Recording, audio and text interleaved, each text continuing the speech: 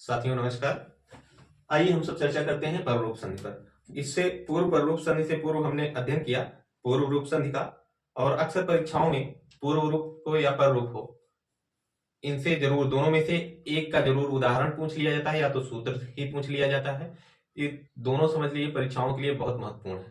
ठीक, आगामी परीक्षा जो बीपीएससी वगैरह की है, टीजीटी इत्यादि में, सब में काम आता है। ठीक, तो वहां सूत्र जो है पूर्व रूप का है वह एंग पदांतादति, ऐसा सूत्र है पूर्व रूप का। और पर रूप का सूत्र जो है आपके यहाँ लिखा हुआ है एंग पर रूपम। ठीक, तो सूत्र आप कंफर्म रहिएगा, एंग पर रूपम पर रूप संधि का सूत्र है, एंग पदांतादति पूर्व रूप का सूत्र है। ठीक, सूत्र से प्रश्न पूछे जाते हैं और उसके जो उदाहरण बताए हैं महत्वपूर्ण, उसको भी आप। और पूर्व रूप में हमने क्या जाना कि यदि पूर्व वर्ण जो है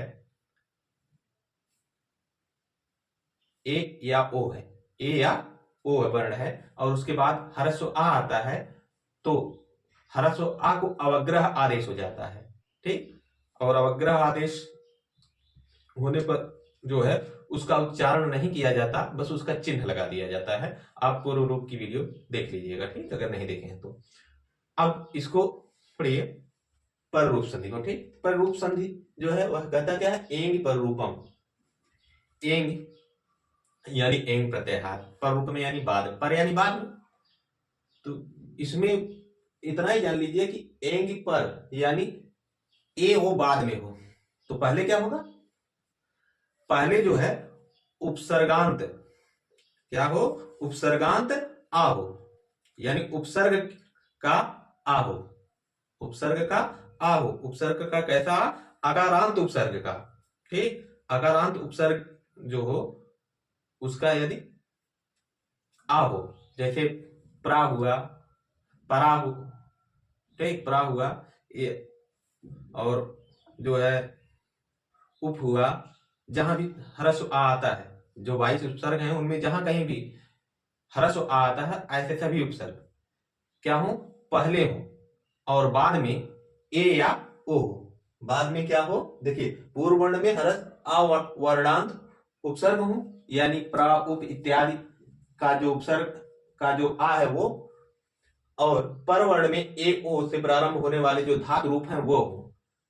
तो जो संधि कार्य होगा, तो संधि वर्ण जो बनेगा वह क्या होगा, पर रूप ए ओ के समान हो जाएगा। यानी ए ओ के समान क्या होगा, यह आ क्या होगा, ए ओ के समान हो जाएगा, यानी आ ए में ही मिल जाएगा। आ जो है क्या होगा, ए में ही मिल जाएगा, यानी ए जो है उसी में आ मिल जाएगा। और हमने पूर्व रूप में पढ़ा कि पूर्व रूप में आ जो है मिलता नहीं था, उसका एक चिन्ह लग जाता था ऐसे अवग्रह का। ठीक, तो जबकि यहां जो है इसमें मिल जाएगा। देखिए कैसे मिलता है, उसको आप जो है उदाहरण के माध्यम से समझिए। बहुत महत्वपूर्ण उदाहरण अक्सर परीक्षाओं में पूछा जाता है। जितने चारों उदाहरण जो है बहुत महत्वपूर्ण उदाहरण, जिसमें से प्रेरित है, उपोषित है, ये अक्सर परीक्षाओं में पूछे जाते हैं। ठीक, तो आशा करते हैं कि आप ध्यान से इसको सुनेंगे, देखेंगे और समझेंगे। ठीक, तो देखिए प्रेजते, प्राधन एजते, यह क्या है, प्राधन एजते जो शब्द है इसका हमने प्रेजते बाद में बनेगा, तो प्रेजते को हमने जो है क्या किया, अलग कर दिया, संधि विच्छेद कर दिया प्रेजते का। ठीक, और इसको संयुक्त पद बनाने के लिए हम क्या करेंगे, यहां देखिए पा है, हाँ बचा क्या पा, यहां क्या हुआ, प्र हो गया। ठीक, लेकिन ये क्या होगा, आधा होगा। अब यहां से आ हम निकाल दिए। ठीक, और यहां जो है वह एजते है, क्या है, एजते शब्द है।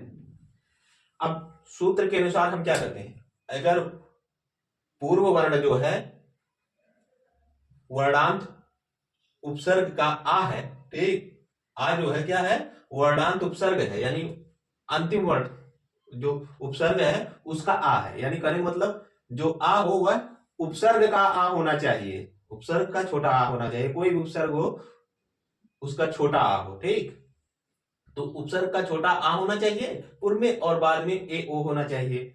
तो यहां ए है तो होगा क्या, तो हो जाएगा ए ओ ही, क्रमशः ए ओ ही हो जाएगा। तो यहां ए है तो ए के रूप में, ओ रहता तो ओ के रूप में हो जाता। तो हम इसको क्या करेंगे, यहां जो है ए रूप में हो जाएगा, क्या होगा, ए ही बन जाएगा। तो अब हम जब इसको करेंगे संयुक्त पद, तो परवर्ण ए में जो है आ मिल गया, तो क्या बना ए। तो जो शब्द बनेगा यहां पर बन जाएगा प्रेजते, क्या हो जाएगा, प्रेजते।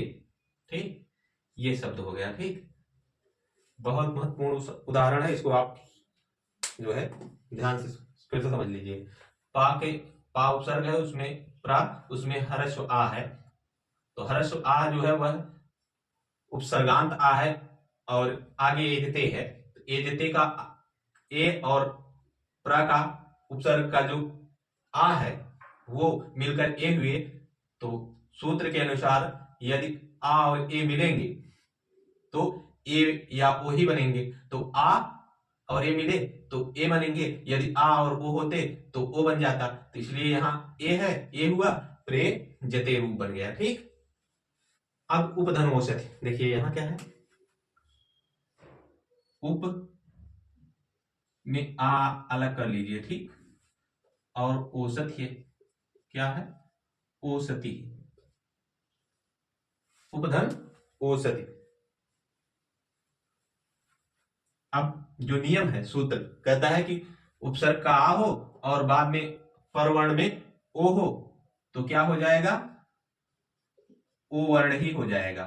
ठीक, आ और ओ मिलकर क्या हो जाएंगे, ओ ही होंगे, क्योंकि आ जो है परवर्ण के हिसाब से में मिल जाएगा। ठीक, परवर्ण में मिल जाएगा, इसीलिए एक पर रूप संधि का में विशेषता यही है कि जो पूर्व का वर्ण है वह पर के वर्ण के में जो है मिल जाता है, और इसमें जो पूर्व का वर्ण होगा वह पर रूप में हर्स्व आ होगा। हमेशा ध्यान रखिएगा कि हर्स्व आ, वो भी हर्स्व आ कैसा होगा, उपसर्ग का हर्स्व आ। ठीक, देखिए तो जो शब्द बनेगा उप ओ हो गया, श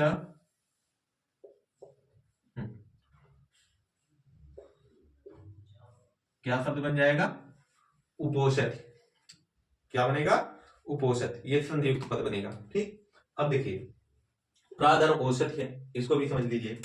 यहां प्रा है, आधा क्रिया इसमें से आ अलग कर दिए, औषधि मिला, औषध शब्द है। ठीक, अब देखिए यहां उपसर्ग का आ है हर्स्व और बाद में ओ है, तो होगा क्या, आ ए मिल, या यदि आ हो और बाद में ए या ओ हो तो क्रमशः ए या ओ होता है। तो क्योंकि यहाँ ओ है तो यहाँ जो है संधि वर्ण में भी क्या होगा, ओ हो जाएगा। जो शब्द बनेगा वह क्या होगा,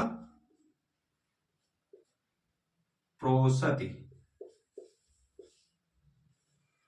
क्या होगा, प्रोसति शब्द बनेगा। ठीक, और एक उदाहरण इसको देखिए, अवधन ए, यहां अव से आ अलग कर दिए, क्या किया गया, सबसे पहले अव से आ को अलग कर दिया गया, क्योंकि प्रा प्रा अपसम और इत्यादि जो है क्या है, ये 22 उपसर्ग है, उसी में से अव भी एक उपसर्ग है। ठीक, तो अव में आ है, आ को अलग कर दिया गया और ए शब्द जोड़ा गया।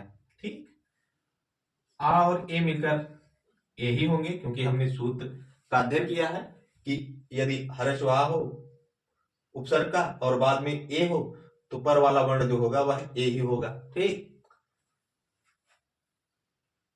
संधि वर्ण जो होगा वह क्या होगा, ए हो जाएगा। तो यहां शब्द जो बनेगा वह क्या होगा, अवे, शब्द जो बनेगा वह क्या बनेगा, अवे।